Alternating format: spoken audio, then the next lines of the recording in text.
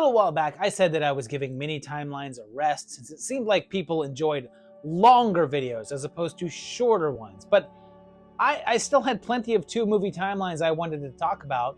So this is what we're doing. This episode is giving you 4 different mini timelines. 4 different film series in one convenient package. We're starting off with a series that was almost a regular timeline, but not quite, and it's the collector movies, for our first of 4 in this mini timeline mania. This kicks off back in 2009 with The Collector from Marcus Dunstan, writer of a handful of Saw movies, and I'll get back to that in a minute. We have a couple attacked in their home, and then we have Arkin here, a handyman working for a rich jewelry store owner.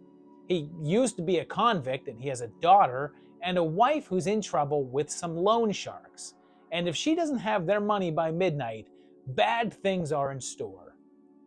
In order to get the money, he makes a deal with Roy here for a 50-50 split if he were to rob the Chase house. And here's a minor thing.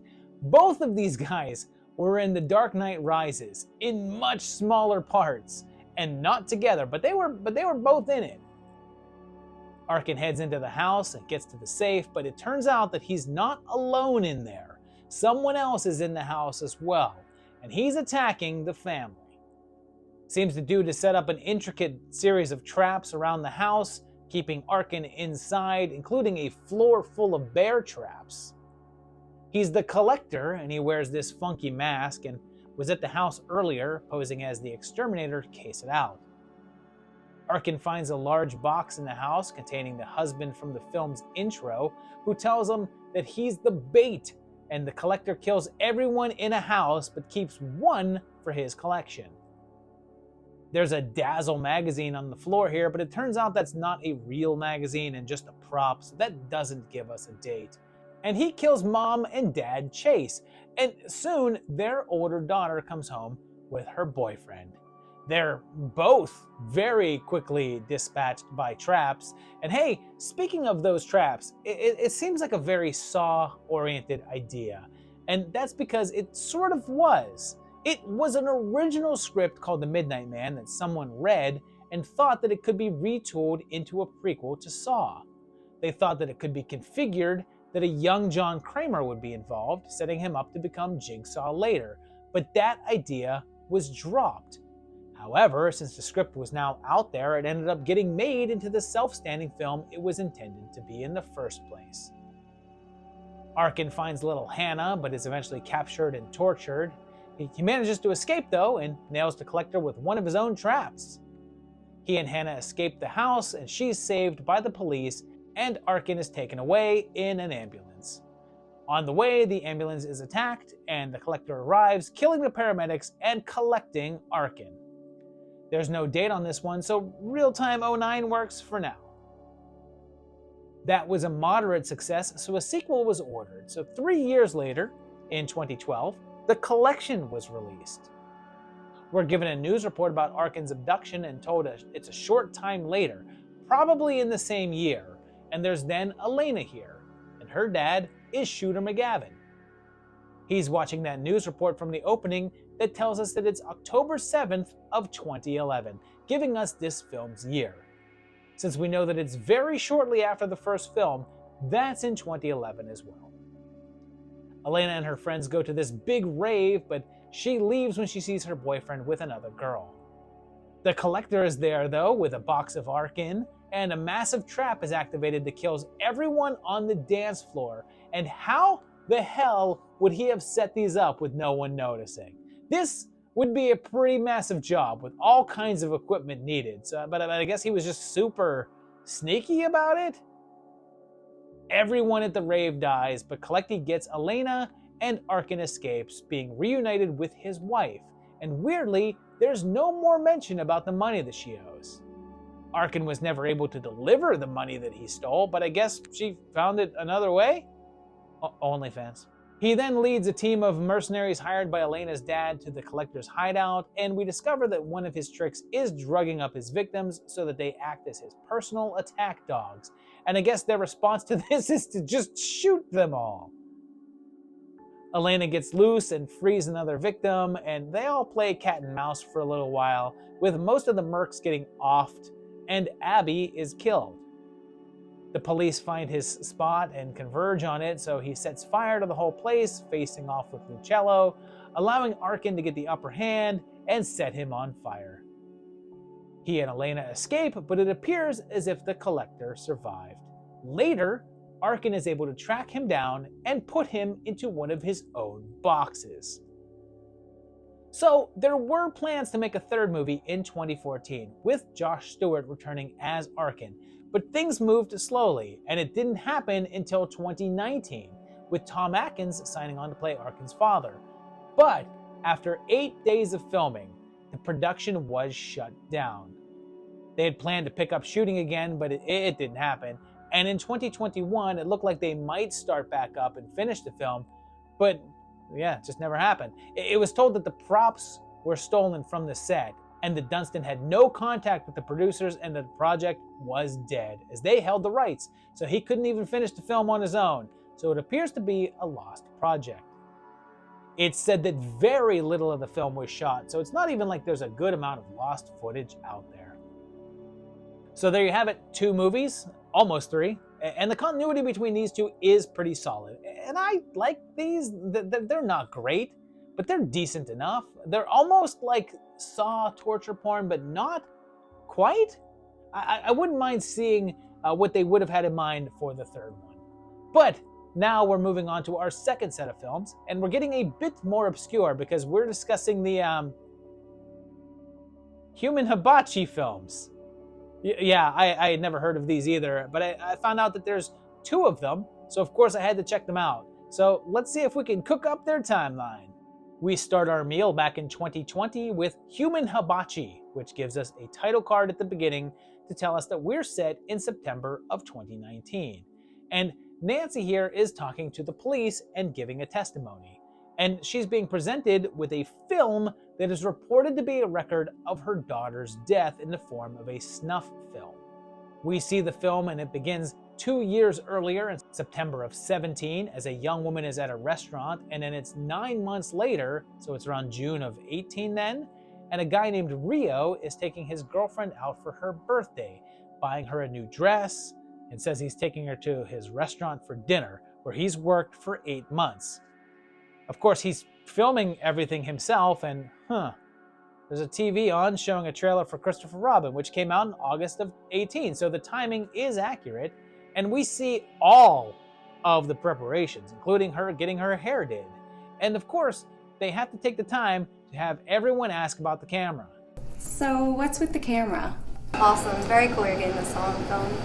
So I have to ask, what is with the camera? None of that scene was necessary. They literally just repeated the exposition from the previous 2 scenes again. They get to the restaurant and there's a calendar in the office for July and August of 2018, and I think it's supposed to be an Asian-themed restaurant based on what they're saying, but it's clearly a fish place. The ruse is then revealed as Rio and Jin, the restaurant owner, are in league and kidnap Brian. Ed Katie gets hammered. They lock everyone in, and we're told that live killing is big on the black market, and they get 50 grand with each murder, and they start to cut them up and use them for a big dinner presentation.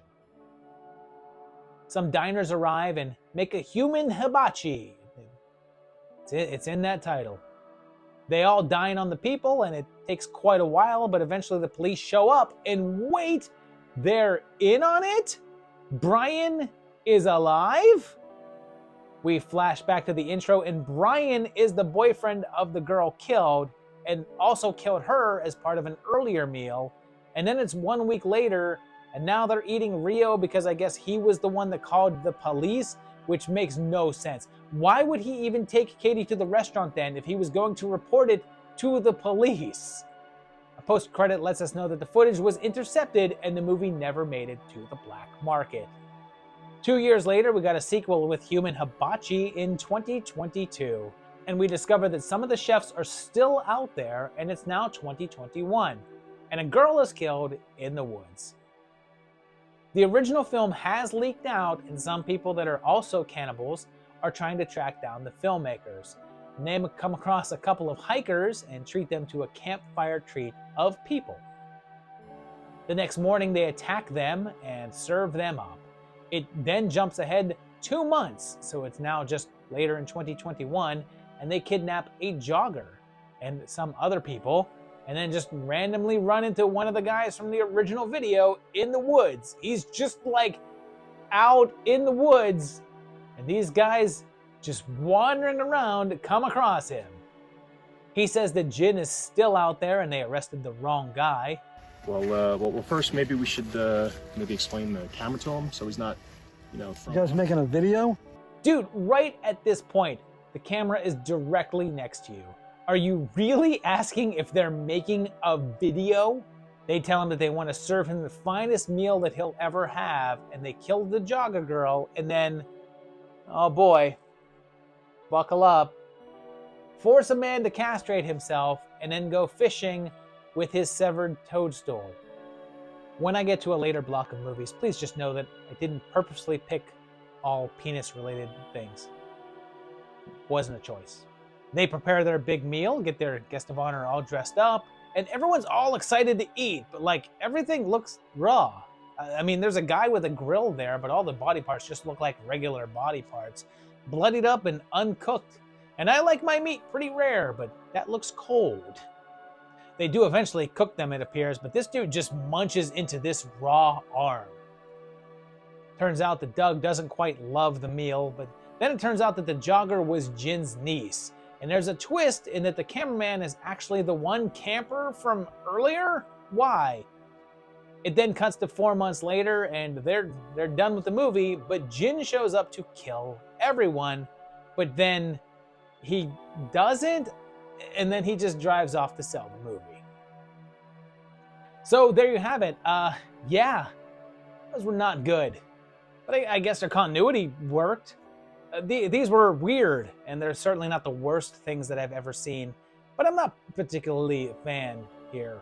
But let's swing back a bit more to the mainstream with a recent set of films that got quite a bit of attention, and it's the Becky movies. The first one of these got a ton of press when it came out due to Kevin James playing a villain, and it coming out early in the pandemic lockdown era. But let's see if it has any sort of timeline.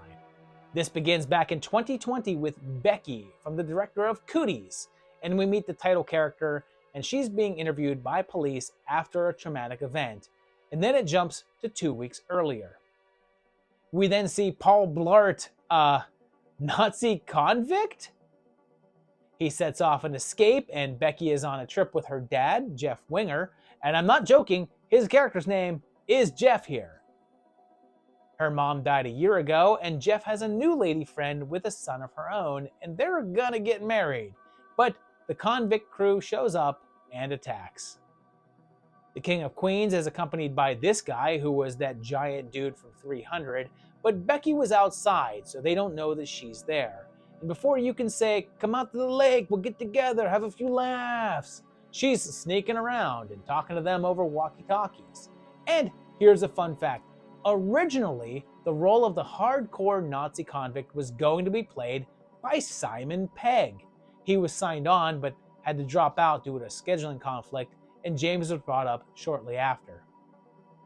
Dom is looking for some sort of key that was in the cabin, and they torture Jeff to find its location, but he busts loose, although they catch up and shoot him.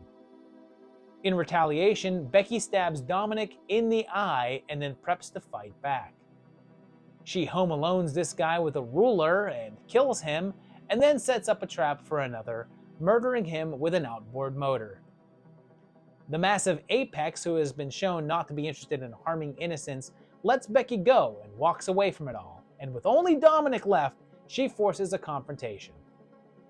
Facing off in front of a campfire, she sets him on fire, but he manages to get the best of her and the key.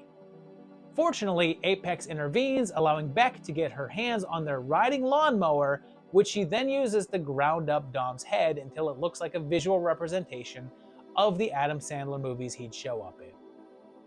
She then shoots Apex and takes the key, but then lies to the police about what they were looking for, and there's no date in this one. So, real time 2020? A side note, it's always weird to me setting a film in 2020, particularly when they don't mention a pandemic, so I just assume it's a universe in which it didn't happen. A sequel arrived 3 years later in 2023 with The Wrath of Becky, and time has passed. Becky has new foster parents that are shiny, happy people, but runs away from them, and she says it's been 2 years since the lake house incident. So perhaps 2022 now. She says she's now 16 and in and out of foster homes and is taken to living with Elena, an older woman who picked her up hitchhiking and works in a roadside diner. There's then this group of militia dudes called the Noblemen that she pisses off, and she still has the key. When the jerks come to her house, they take her dog and then kill Elena and knock her out. She vows revenge, and they're pretty easy to track down, but their little club has a leader, and he's a real goon. There are a bunch of incels who are targeting a female senator, and she finds out that their numbers are much larger than she'd thought and steals their thumb drive with the list of them on it.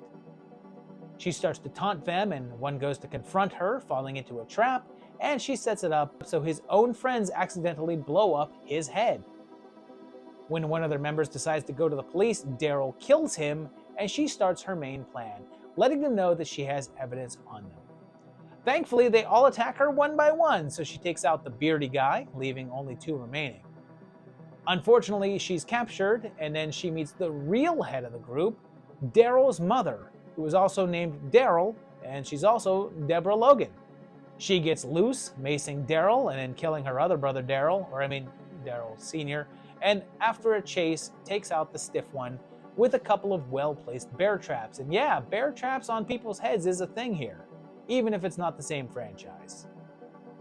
She frees Diego and takes the drive to the CIA, who decide to recruit her and promise to reveal to her what the key is actually for. So I guess that there'll be a part 3 to explain that. There's then a final scene with Becky tracking down the member who ran away, DJ, and blowing him up. Okay, so there you have that. 2 movies with a pretty clear and sensible timeline that works pretty well. And I like these quite a bit.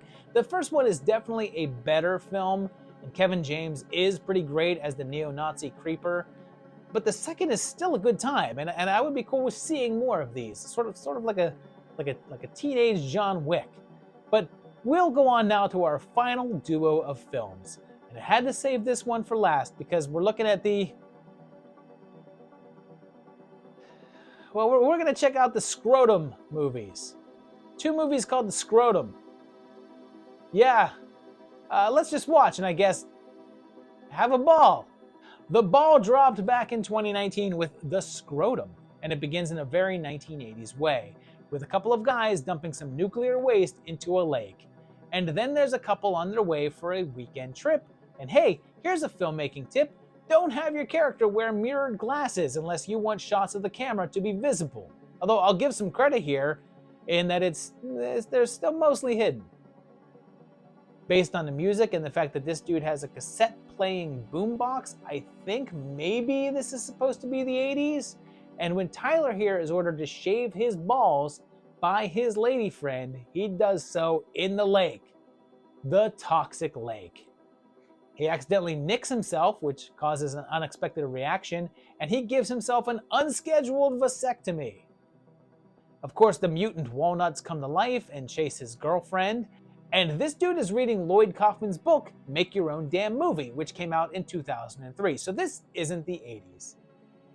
The jewels start killing people, seemingly melting them, and also grow to fairly massive size, and what's the YouTube policy on showing mutated genitalia like this? I'm assuming it's okay, right? Turns out that like the blob, testes don't like blasts of cold since it causes them to, what else, shrink up. Lindsay smashes one and then has a dream with a sex ed test from 8th grade dated 1997. And there's a condom with an expiration date of 2024, but I guess that this is a dream, really. So I suppose that dates don't really help here. The dream is to remind her that there's 2 balls. She needed a dream to tell her that because, well, I mean, she did get an F on that sex ed test. She teams up with one of the hazmat guys, but he's killed off pretty quickly, and leads to a final face-off where Lindsay locks it in a freezer where it dies. However, a post-credit scene reveals it's still alive and loose again, and there's no real date here, so I guess 2019 will work. 2 years later, a sequel came with Scrotum, the second one, in 2021. This one starts back at the corporation that was responsible for the waste at the beginning of the first one, and they kill the man that's responsible for creating the formula that was dumped. Lindsay is still in the hospital, so we're just a short time later, so maybe still 2019, and the girl from the post-credit scene's body returns to life. It attacks and transfers itself into the coroner, and then goes after Lindsay. There's another group of young folk headed up to the woods, but a couple of hitmen are hired by the corporation to kill Linz, but are attacked instead. She ends up teaming up with Logan here to take out the nut, and it's revealed that since it was originally Tyler's ball, and his goal was to have sex with Lindsay, it's solely after her. It wanders around the woods, now just in the coroner's body, like body-hopping Jason or whatnot, or what nut, I guess, eventually transferring into Sheila here. Linz and Logan are caught by the corporation, and they also get a hold of the nugget, and after being drugged, she has a vision of Tyler, and Logan escapes with the combination of 2 stock sound effects. And the Scrotum breaks loose, taking over the corporate guy. Lindsay has a final face-off with the beanbag, destroying it, and the lab self-destructs, although we don't see it, casting Lindsay's fate in doubt. It's then revealed that the formula still exists, and a post-credit scene gives us a Jason-style attack from a dude in a football helmet? Okay, whatever. So there you have the Scrotum movies, and these weren't great, but I was still amused by them. They were entertaining enough, maybe a little long for what they were, and I guess there's a joke in there about scrotum that's too long, but I'll leave that one for you guys. But that's it for this set of movie timelines. There you have 8 movies, 4 different franchises, 2 movies each.